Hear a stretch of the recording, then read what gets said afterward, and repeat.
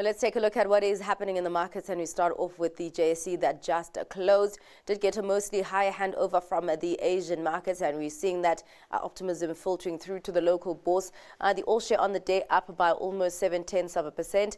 That largely coming from the Resources 10 complex that has surged almost 3.5%. Of course, we saw DRD Gold that released the results yesterday. Its share price at some point up almost 14%. The Financial 15 relatively flat, eking out a slight gain of 0.02%.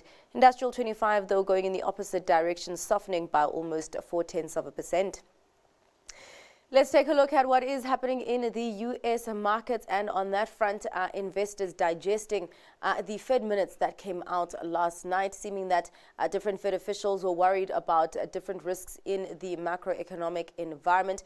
Of course, we know that those officials were quite divided on a hold and a cut, where they eventually decided on a hold.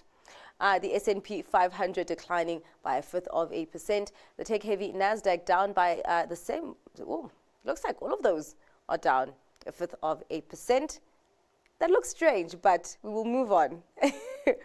Let's get into the markets across the Atlantic, and new details have been unveiled on the US-EU trade agreement that was reached earlier on this month.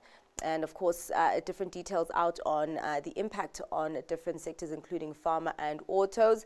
The FTSE 100 up by more than 0.5%. The DAX relatively flat, just 0.02% above that flat line. The CAC 40 being the only bourse in red territory, declining almost 0.5%.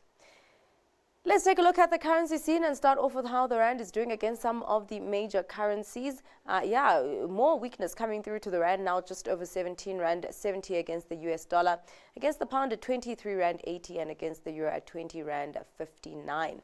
Let's check in on the other currency pairs, starting off with the euro dollar at 1.16, pound dollar at 1.34, and the yen just above 148 against the greenback.